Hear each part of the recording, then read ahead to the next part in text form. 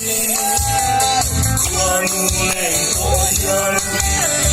chung chuông thu đâm mô căng sông tan hoa mà xuân lệ xuân lo phong kim ngân lệ suy thăng và luân huy mình lấy tiếng phong phong môi lâu đi lem lâu tầm hoa ấy mấy ăn chê và chung chuông thấy đi ô tâm ấy đã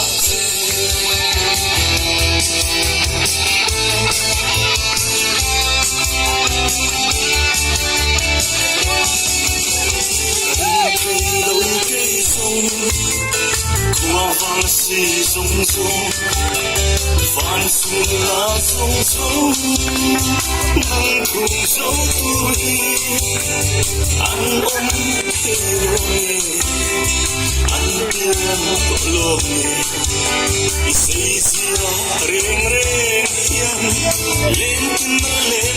mây môi lâu đi lên lâu cầm bao ngày mấy ăn xe chung chuông thấy đi ô cây đang đâu có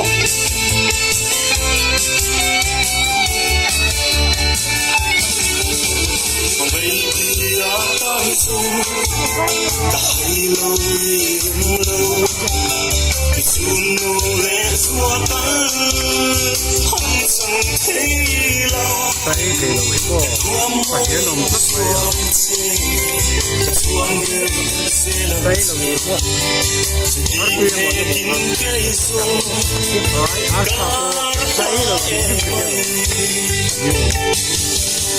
môi lâu đi đêm lâu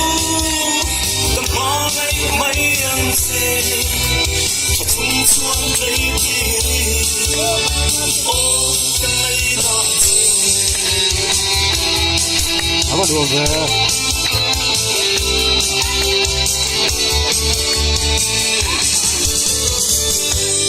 rồi